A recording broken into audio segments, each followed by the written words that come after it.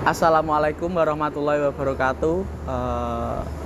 Perkenalkan, nama saya Yusril Jalrohim dan nanti perkenalan kelompok saya yang lainnya. Di sini kami akan mempresentasikan hasil artikel konseptual dari kelompok kami dengan judul Memahami Halangan Mahasiswa dan Dosen dalam Penerapan Perkuliahan Hybrid setelah Pandemi Virus COVID-19. Untuk abstraknya, masalah yang terjadi setelah pandemi COVID-19 menyebar adalah pergantian sistem pembelajaran yang sebelumnya secara online kemudian berubah menjadi hybrid learning. Ilmu komunikasi sangat berperan penting dalam pembelajaran antara dosen dan mahasiswa. Dengan perubahan sistem pembelajaran hybrid learning, akan timbul permasalahan baru karena sistem yang belum semua orang bisa beradaptasi dengan baik. Tujuan dari artikel ini adalah untuk menjelaskan kendala apa saja yang dihadapi dosen dan mahasiswa dalam perkuliahan hybrid akibat jangka panjang virus COVID-19. Hasil artikel ini menunjukkan adanya kendala yang dihadapi, yaitu ketidaksiapan mahasiswa dan dosen untuk memulai kembali perkuliahan tatap muka.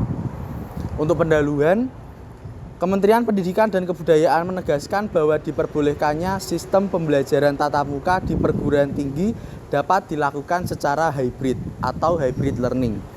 Dikarenakan penurunan virus COVID-19 yang masih belum stabil. Hal ini merujuk pada surat keputusan bersama Menteri Pendidikan dan Kebudayaan, Menteri Agama, Menteri Kesehatan dan Menteri Dalam Negeri tentang panduan penyelenggaraan pembelajaran pada tahun ajaran 2020-2021 dan tahun akademik 2020 atau 2021 di masa pandemi virus COVID-19. Di tengah pandemi virus COVID-19 yang masih berlangsung, masyarakat didorong untuk beradaptasi dalam menyelenggarakan program pembelajaran. Untuk selanjutnya akan disampaikan oleh teman saya. Oke, perkenalkan, nama saya Abdul Rahman bin Rahim. Saya akan melanjutkan pembahasan dari Yusril. Sistem pembelajaran hybrid learning adalah pembelajaran yang menggabungkan antara pembelajaran tatap muka dengan pembelajaran jarak jauh dalam waktu yang bersamaan dan dilakukan secara efektif dan teratur.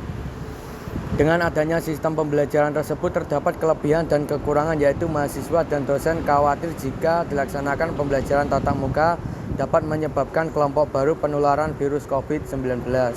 Tetapi di balik hal tersebut terdapat mahasiswa dan dosen yang setuju dengan sistem hybrid learning karena mereka merasa bahwa penggunaan teknologi pembelajaran lebih fleksibel, lebih menghemat biaya karena tidak perlu datang setiap hari ke kampus dan mendapatkan manfaat pembelajaran tatap muka.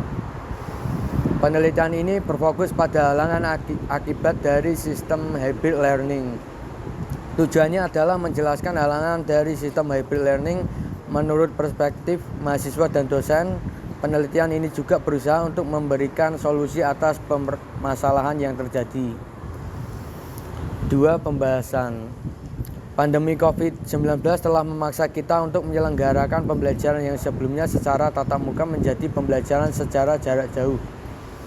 Tidak bisa dipungkiri bahwa pembelajaran secara online dianggap tidak efektif bagi mahasiswa dan dosen.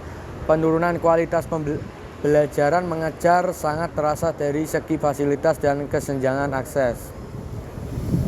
Seiringan berjalannya waktu dan kondisi COVID-19 ditambah dengan kurangnya efektif perkuliahan jarak jauh, Kementerian Pendidikan dan Kebudayaan mengambil langkah guna menyelesaikan masalah tersebut, yaitu dengan menyelenggarakan metode pembelajaran secara hybrid learning.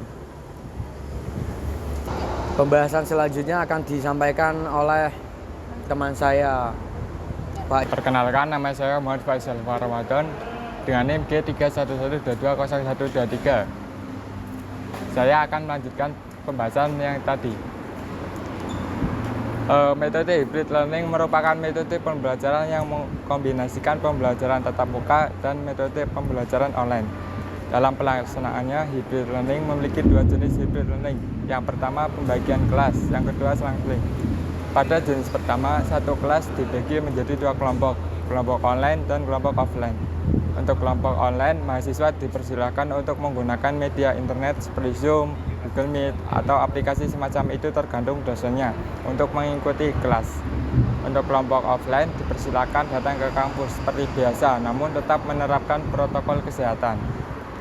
Untuk jenis kedua, dosen memberikan jadwal kapan akan diadakan online maupun offline.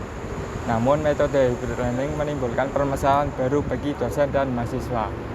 Permasalahan yang dihadapi oleh dosen dalam pelaksanaan hybrid learning adalah kurangnya pengetahuan dosen dalam bidang teknologi. Hal ini menjadi permasalahan bagi dosen yang lanjut usia karena menganggap bahwa menggunakan aplikasi seperti Google Meet, Zoom, dan semacamnya rumit dan susah untuk dipelajari. Adanya permasalahan tersebut membuat dosen kesulitan untuk fokus pada materi pembelajaran dan juga dosen lebih fokus pada mahasiswa yang mengikuti pembelajaran secara tatap muka daripada jarak jauh. Akibatnya, mahasiswa yang mengikuti pembelajaran jarak jauh terabaikan, ketinggalan materi, dan hanya diberikan tugas.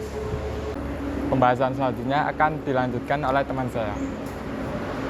Perkenalkan, nama saya Agraria Sierra dengan NIM di 0145. Saya akan melanjutkan pembahasan dari teman saya.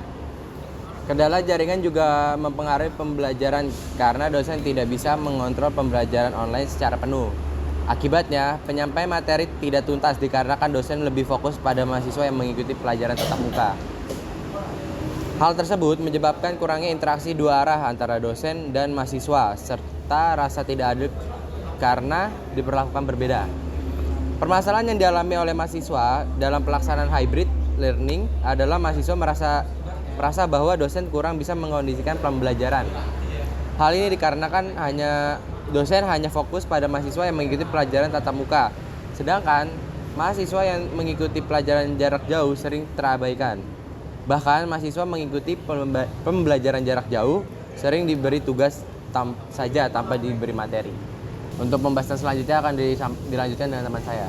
Perkenalkan, nama saya Stefani dengan NIM 0146. Saya akan menyampaikan pembahasan selanjutnya. Jaringan internet yang buruk juga menjadi salah satu hambatan yang dialami oleh mahasiswa.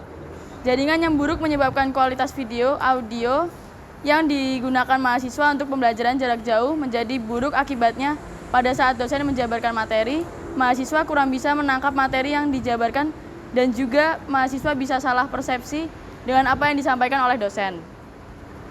Hal ini menunjukkan bahwa pandemi COVID-19 sangat berpengaruh besar terhadap proses pembelajaran dalam perkuliahan.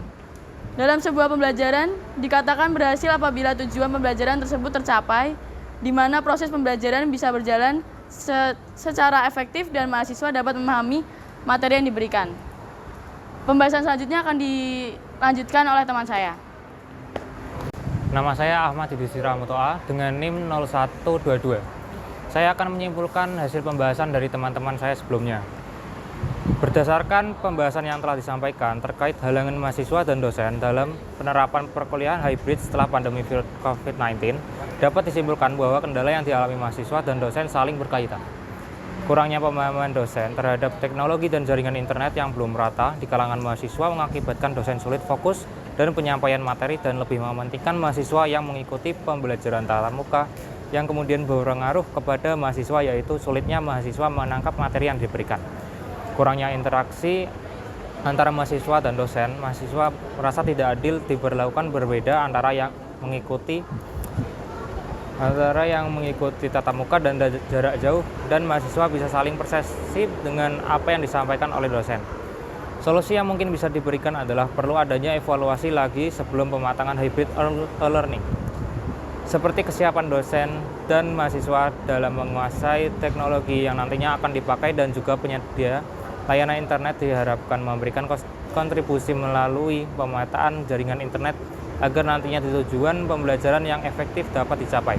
Dan tidak lupa untuk mahasiswa juga harus bertanggung jawab untuk selalu belajar, memperhatikan dan memahami materi yang diberikan oleh dosen. Untuk daftar referensi akan dilanjutkan oleh teman saya. Materi yang kami dapatkan untuk mengerjakan artikel konseptual tersebut dari dua jurnal. Yang pertama dengan judul Memahami Hambatan Dosen dan Mahasiswa dalam Perkuliahan Online yang ditulis oleh Adianto. Dan yang kedua dengan judul Problematik Pelaksanaan Pembelajaran Hybrid Learning pada Mata Pelajaran PPKN di SMA Negeri 16 Surabaya yang ditulis oleh Putri dan Sari. Sekian presentasi dari kelompok kami. Jika ada salah kata, kami mohon maaf. Terima kasih. Wassalamualaikum warahmatullahi wabarakatuh.